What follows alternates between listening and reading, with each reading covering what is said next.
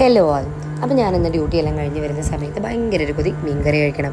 അതും ഏത് മീൻകറി? നമ്മളെ ചങ്ങനാശ്ശേരിക്കാരായ മീൻകറി. ഓക്കെ, അപ്പോൾ കോട്ടയത്തെ മീൻകറി ഒരു സ്പെഷ്യൽ ആണല്ലോ.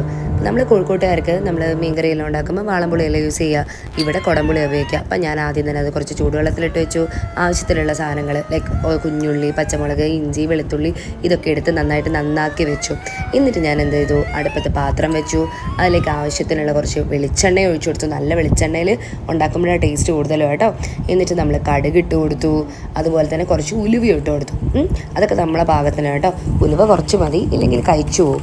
അപ്പം കുറച്ച് ഉലുവ ഇട്ട് കൊടുത്തു. അത് നന്നായിട്ട് പൊട്ടിക്കഴിയുമ്പോൾ നമുക്ക് ആവശ്യത്തിനുള്ള, അതായത് ഇപ്പം നന്നാക്കി വെച്ചിട്ടുള്ള കുഞ്ഞുള്ളി, പച്ചമുളക്, ഇഞ്ചി, വെളുത്തുള്ളി ഈ സാധനങ്ങളൊക്കെ എന്തെടുക്കുക. കുഞ്ഞുള്ളി കുറച്ച് അധികം എടുക്കുകയാണെങ്കിൽ നല്ല രുചി ഉണ്ടാവും കേട്ടോ കറി. അപ്പോൾ എന്ത് ചെയ്യുക, അതൊക്കെ കൂടെ ഇട്ട് കൊടുത്ത് നന്നായിട്ട് ഈ എണ്ണയിലിട്ട് നന്നായിട്ട് സോട്ട് ചെയ്ത് കൊടുക്കാം. ആക്ച്വലി ഈ സോട്ടിങ്ങിലാണ് കാര്യം. നന്നായിട്ട് മൂത്ത് വരുമ്പോൾ അതിൻ്റെ ഒരു മണം അങ്ങ് വരാനുണ്ട് സാറേ. ഉഫ്, സ്വർഗം. അങ്ങനെ നന്നായിട്ട് സോട്ട് ചെയ്യുക. പിന്നെ നമ്മളൊരു വെയിറ്റിംഗ് ആണ്, എപ്പോഴാണ് കറിയായിട്ട് വേണം കഴിക്കാൻ. ഓക്കെ, അപ്പോൾ നമ്മൾ അതിന് ആവശ്യത്തിനുള്ള മഞ്ഞൾപ്പൊടി ഇട്ട് കൊടുക്കാം. ഞാൻ ആക്ച്വലി 1/4 ടീസ്പൂൺ മഞ്ഞളെ ഇവിടെ എടുത്തിട്ടുള്ളൂ. പിന്നെ നമുക്ക് വേണ്ട മുളക് പൊടി അക്കോർഡിംഗ് ടു നമ്മളെ എരിവ്. ഓക്കെ, നമുക്ക് എത്ര സ്പൈസി ആവണോ അതിനനുസരിച്ചിട്ടാണ് മുളക് പൊടി ചേർക്കുക. ഞാനിവിടെ ഇപ്പോൾ വീഡിയോയിൽ ആകെ 1 ടീസ്പൂണേ കാണിച്ചിട്ടുള്ളെങ്കിലും ഞാൻ 3 ടീസ്പൂൺ എടുത്തിട്ടുണ്ട്. ഇവിടെ ഞാൻ യൂസ് ചെയ്തത് കാശ്മീരിയാണ് കേട്ടോ.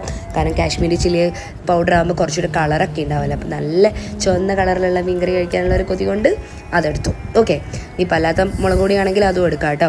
എന്നിട്ട് നമ്മൾ ഈ നമ്മുടെ കുടംപുളിയൊക്കെ വെള്ളത്തിലിട്ട് വെച്ചിട്ടുണ്ടായിരുന്നല്ലോ, അതും കൂടെ ഒഴിച്ചു കൊടുത്തിട്ട് നന്നായിട്ടൊന്ന് മിക്സ് ചെയ്ത് തിളപ്പിച്ചങ്ങ് എടുക്കുക. കുറച്ച് നമുക്ക് ആവശ്യത്തിനുള്ള കറിക്ക് എത്ര മീനുണ്ടോ അതിനനുസരിച്ചിട്ട് നമുക്ക് എത്ര കറി വേണോ അതിനനുസരിച്ച് വെള്ളം കൂടെ ഒഴിച്ചു കൊടുത്ത് ഉപ്പ് ഇട്ടിട്ട് നന്നായിട്ട് അങ്ങ് തിളപ്പിക്കുക. കറി തിളച്ച് വന്ന് ആ വെള്ളമൊക്കെ ഒന്ന് വറ്റി, നമ്മൾ ഓൾറെഡി എണ്ണയിൽ പൊട്ടിച്ചിട്ട് കടുകും ഉലുവയൊക്കെ പൊട്ടിച്ചിട്ടാണല്ലോ നമ്മൾ ഈ മിക്സൊക്കെ ചേർത്തത്. അപ്പോൾ ഈ എണ്ണ മുകളിലേക്ക് തെളിഞ്ഞ് വരും. ആക്ച്വലി അപ്പോഴാണ് കറിയുടെ ഒരു പരുവം സെറ്റാവുന്നത്.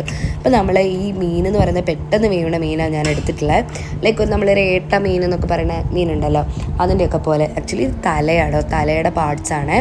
അപ്പം ഏട്ടത്തലയുടെ പാർട്സ് പോലെ. ഓക്കെ, അപ്പോൾ അങ്ങനെ ഇട്ട് കൊടുത്തു. അത് എന്നിട്ട് നന്നായിട്ട് വേവാൻ വേണ്ടി വെച്ചു. നന്നായിട്ട് തിളച്ച് വെന്ത് വരുന്ന സമയത്ത് നമ്മൾ എന്ത് ചെയ്യുക, ഒരു ഡെക്കറേഷന് പോലെയാണ് ഞാൻ കറിവേപ്പില തണ്ടൊടിക്കാതെ ഇട്ടത്. ആക്ച്വലി എനിക്കിഷ്ടമാണ് കേട്ടോ ഇങ്ങനെ കറിവേപ്പില തണ്ടൊടിക്കാതെ ഇടുന്നത്. പിന്നെ നമ്മൾ ചോറും അതുപോലെ തന്നെ ഫിഷും കറിയൊക്കെ കൂട്ടി നല്ലൊരു പിടി പിടിക്കുക. ഓഫ്, സ്വർഗം, അടിപൊളി. അപ്പോൾ എല്ലാവരും എങ്ങനെ ട്രൈ ചെയ്യുമല്ലേ? ഫുഡൊക്കെ കഴിച്ചെന്ന് വിചാരിക്കുന്നു. അപ്പോൾ എൻജോയ്.